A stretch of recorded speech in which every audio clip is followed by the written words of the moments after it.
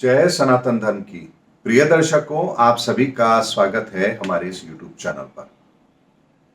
दर्शकों, आज के वीडियो के अंदर मैं आपको आपके जीवन की उस परेशानी का समाधान देने जा रहा हूं जो हर व्यक्ति की है। हम जीवन में बहुत दुखी हैं, हम बहुत परेशान हैं, हमारे रिश्तेदार हमारा कहना नहीं मानते या हमारे लिए दुश्मनों की तरह व्यवहार करते हैं। हमारे माता पिता हमें संपत्ति नहीं दे रहे, हमारे माता पिता हमसे दुश्मनों की तरह व्यवहार करते हैं।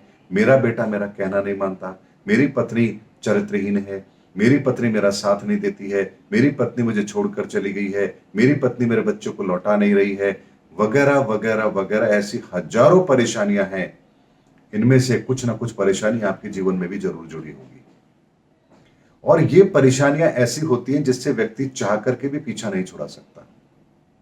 लेकिन दर्शकों, सनातन ज्ञान के अंदर वो क्या सूत्र हैं जो हमें इन परेशानियों से बाहर निकलने का स्पष्ट मार्ग देते हैं। आज का वीडियो मैं इसी पर बना रहा हूं। दर्शकों, इसको बात को समझने के लिए एक छोटा सा उदाहरण लेते हैं। हम अपने बचपन के उस दिन को याद करते हैं जब हम स्कूल में पढ़ते थे। सबसे पहले चयन होता है हमारे माँ बाप के द्वारा कि हमें किस स्कूल में भेजा जाए। फिर हमारा उस स्कूल में एडमिशन करा दिया जाता है। जैसे ही हमारा स्कूल में एडमिशन होता है, हमारी गिनती अब उस स्कूल के हजारों बच्चों के साथ होने लगती है। यानी हम भी उस स्कूल के अब स्टूडेंट कहलाने लगते हैं, बच्चे कहलाने लगते हैं कि हमारा स्कूल ये है। ये पहली पहचान हमारी बनती है। उसके बाद में उस स्कूल में मान लीजिए 5,000 बच्चे हैं, तो हमें 5,000 बच्चों से मतलब नहीं होता, लेकिन उसमें से 60, 70 या 80 बच्चों के साथ हमारी एक क्लास बना दी जाती है। उस पर्टिकुलर क्लास के अंदर ही हम बैठ करके अपना अध्ययन करते हैं। बहुत लोग हमसे पीछे हैं, बहुत लोग हमसे आगे हैं। यानी बहुत से लोग हमारे सीनियर हैं और बहुत से लोग हमारे जूनियर हैं। लेकिन हमें केवल अपनी क्लास के बच्चों के साथ बिठाया जाता है। अब वहां हमारा दायरा 60, 70, 80 बच्चों तक सीमित हो गया। उसमें भी, उस क्लास में भी हम कुछ लोगों के साथ अच्छा व्यवहार बना पाते हैं। यानी हमारे संबंध कुछ लोगों से अच्छे होते हैं, वही हमारे दोस्त कहलाते हैं। टीचर भी सबको पढ़ा रही हैं और आप उस स्कूल के अंदर पढ़ रहे हैं, आपके एग्जाम हो रहे हैं, आप क्लास को पास कर रहे हैं, आप इस स्कूल से शिक्षा लेकर के बाहर निकल रहे हैं। यही प्रक्रिया अमूमन अपनाई जाती है। लेकिन दर्शकों, क्या उस स्कूल के स्टूडेंट बनने के बाद में भी क्या आपकी अपनी व्यक्तिगत आइडेंटिटी नहीं है? क्या आपकी अपनी मेहनत ही आपको रिजल्ट नहीं दिलाएगी? आपके क्लास के और बच्चे कितना पढ़ रहे हैं, कितने मार्क्स ला रहे हैं, इससे आपके प्रोग्रेस रिपोर्ट पर कोई फर्क पड़ने वाला है? यानी उस क्लास के अंदर आप कितना पढ़ रहे हैं, क्या एग्जाम दे रहे हैं, कितने मार्क्स आपको मिल रहे हैं, जो रिपोर्ट कार्ड आपकी बनेगी वही आपके जीवन में काम आएगी। उसके अलावा उस स्कूल की एक भी चीज आपके साथ कनेक्टेड नहीं है। उस स्कूल से कौन टॉपर बन के निकला, कौन फेल हुआ, उसका भी आपके जीवन पर कोई प्रभाव पड़ने वाला नहीं है। ठीक उसी तरह से इस धरती पर भी हमें भेजा गया, इसका चयन परमात्मा के द्वारा किया गया। हम इस धरती पर आए तो मनुष्यों के साथ हमारा एक संबंध बना कि हम मनुष्य योनि में आए। उसके बाद हमारा अपने देश के साथ एक संबंध बना कि हम भारतीय हैं। उसके बाद हमारा शहर और हमारा परिवार। हमारा परिवार यानी कि हमारे क्लास के वो बच्चे जो हमारे साथ पढ़ रहे हैं, इसे आप ऐसे समझ सकते हैं। यानी इस दुनिया के अंदर हजारों लोग, करोड़ों लोग हैं, लेकिन आपका संबंध केवल कुछ लोगों से है जो आपके रिश्तेदार कहलाते हैं। आपके दोस्त भी होते हैं, जैसे स्कूल के अंदर आप दूसरी क्लास के बच्चों को भी जानते हैं, इस तरह से आपके दोस्त भी होते हैं अपने जीवन के अंदर। यानी जिनका संबंध आपसे होता नहीं है, ब्लड रिलेशन नहीं होता, लेकिन फिर भी आपके उनके साथ संबंध होते हैं। ऐसे में दर्शकों, यहां एक बात को हमें बहुत गहराई से समझना है कि जीवन के अंदर हम केवल और केवल उन परिणामों को भोगने के लिए बाध्य होंगे जो काम हम कर रहे हैं, जो कर्म हम कर रहे हैं। आपने अगर चोरी की है तो उसका दंड आपको मिलने वाला है। आपके उस चोरी के धन से आपने अपने परिवार को पाल पोस के बड़ा किया। आपके परिवार का एक भी व्यक्ति उस दंड में भागीदार नहीं है। आपने पुण्य कमाया, आपके उस पुण्य के अंदर आपके परिवार का कोई भी व्यक्ति शामिल नहीं हो सकता, ये बात निश्चित है, क्योंकि वो पुण्य आपका कमाया हुआ है। ऐसे में जब हमारा हिसाब किताब होता है, तब हमें केवल और केवल अपने कर्मों का हिसाब किताब देना होता है। किसी और के कर्मों का हिसाब किताब हमसे नहीं लिया जाएगा। जैसे क्लास के अंदर आपकी जब एग्जाम की कॉपी चेक की जाएगी, तो केवल आपको आपने जो लिखा है उसके आधार पर नंबर दिए जाएंगे। इस आधार पर नहीं दिए जाएंगे कि आपके दोस्त ने कितना अच्छा किया या आपके क्लास में और किसने कितना अच्छा किया। केवल और केवल आपकी कॉपी के आधार पर ही जो आपने लिखा है उसके आधार पर आपको मार्क्स दिए जाएंगे। ठीक उसी तरीके से हमें भी अपने जीवन के अंदर ईश्वर ने चाहे समान परिस्थिति दी है पूरे परिवार के लिए, जैसे टीचर पूरे क्लास के अंदर सबको एक जैसा पढ़ा रहा है, ठीक उसी तरह से परमात्मा ने भी हमें एक जैसी परिस्थिति दी है पूरे परिवार के लिए।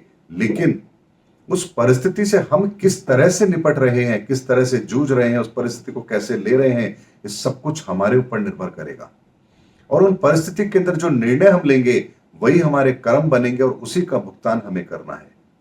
इसीलिए जीवन के अंदर अगर आप ये सोच रहे हैं कि आप कोई कर्म कर रहे हैं और उसके लिए आप सोचते हैं कि उत्तरदायित्व इसके लिए कोई और है, तो आप अपने जीवन में बहुत बड़ी मूर्खता कर रहे हैं।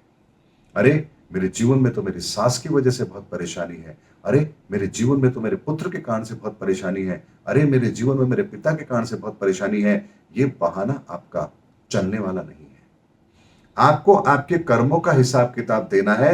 वो आपका पिता, भाई, रिश्तेदार ऐसा क्यों है, ये आपके पिछले जन्मों के कर्मों का हिसाब किताब है। लेकिन इस समय पर आप उसके साथ कैसे हैं, उसके साथ आप कैसे व्यवहार निभा रहे हैं, यहां आपके इस कर्म का हिसाब किताब होगा।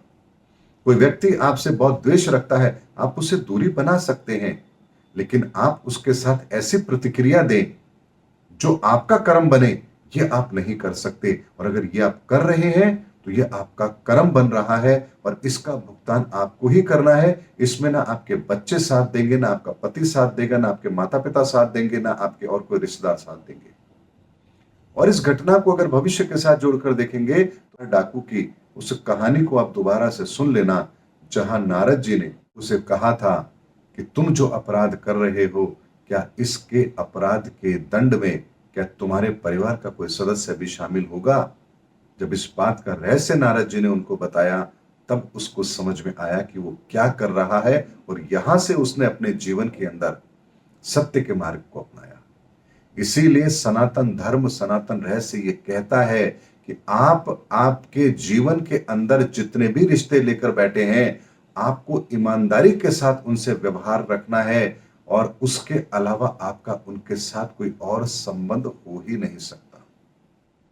अगर इसके अतिरिक्त आप ये सोच रहे हैं कि आपके अच्छे बुरे कर्मों में वो भागीदार हैं, तो इससे बड़ी मूर्खता हम और कोई कर नहीं सकते।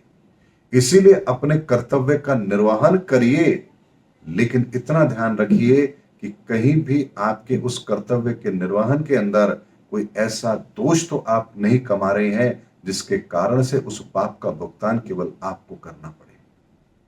इसीलिए हम परिवार को बहुत कुछ अच्छा दे दें, हम बच्चों को बहुत कुछ अच्छा दे दें, और इसके लिए अगर कोई आप गलत रास्ता अपना रहे हैं तो इसका भुगतान केवल आपको करना है।